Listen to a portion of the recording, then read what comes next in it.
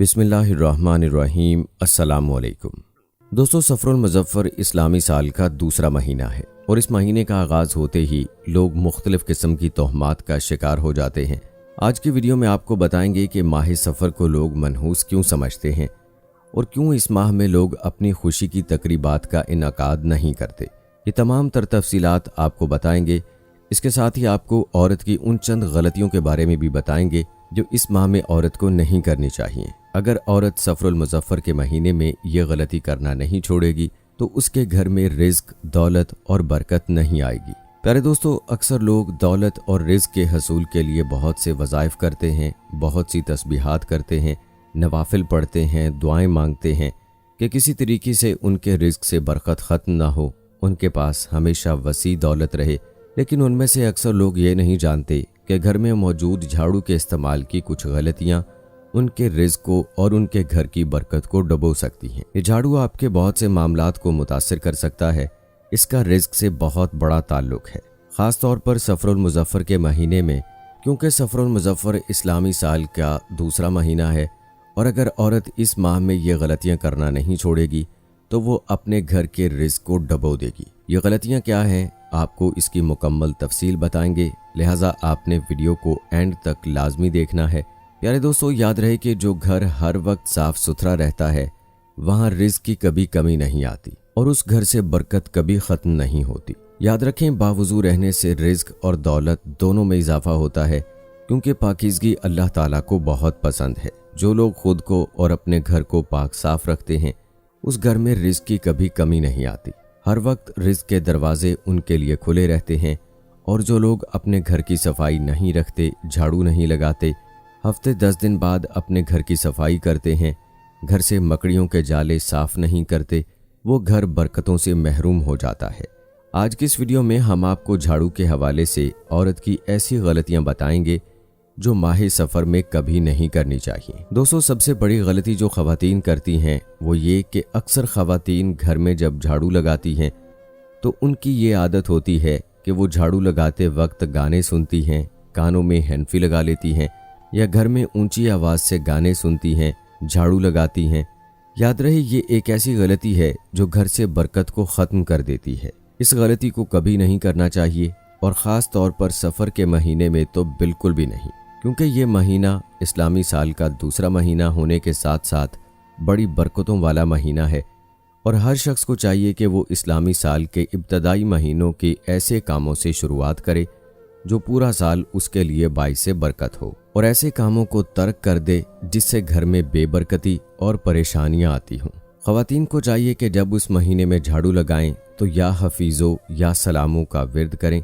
यह विर्द करने से इंशाअल्लाह घर में बरकतें आएंगी और घर की परेशानियां और बेबरकती का खात्मा होगा। इसके अलावा जो ख़वातीन प्लास्टिक का झाड़ू इस्तेमाल करती हैं या वो झाड़ू जो पानी लगने से ख़राब नहीं होता, उन्हें चाहिए कि वो झाड़ू का इस्तेमाल करने के बाद उसे धो कर रखें।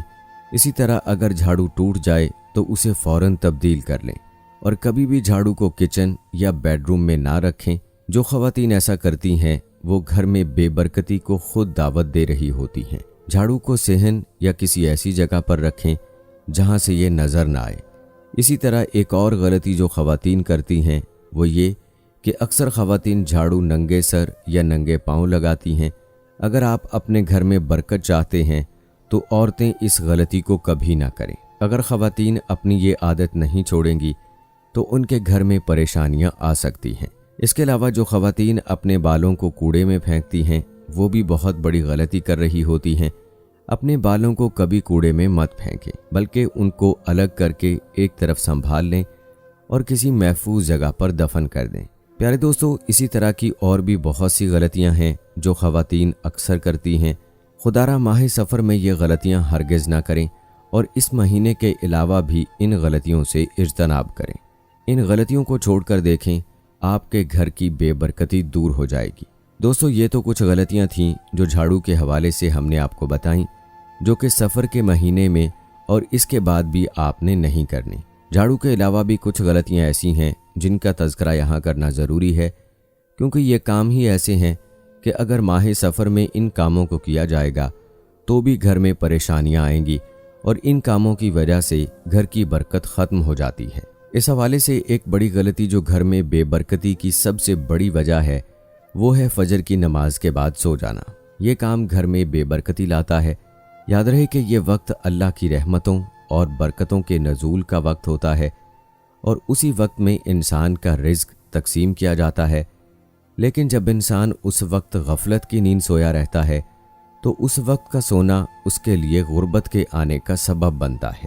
اگر دیکھا جائے تو اکثر لوگ فجر کی نماز ہی قضا کر دیتے ہیں اور اگر پڑھی بھی جائے تو اس کے بعد فوراً سو جانا ایک عام عادت بن چکی ہے۔ یاد رکھیں کہ ننگے سر کچن میں کھانا بنانے سے گھر میں بے برکتی آتی ہے، اسی لیے عورتوں کو چاہیے کہ وہ جب بھی کچن میں کھانا بنائیں تو اپنے سر کو دوپٹے سے اچھی طرح ڈھانپ لیں۔ اسی طرح ننگے سر کچن میں برتن دھونا اور ننگے سر کپڑے دھونا بھی بے برکتی کا سبب بنتا ہے۔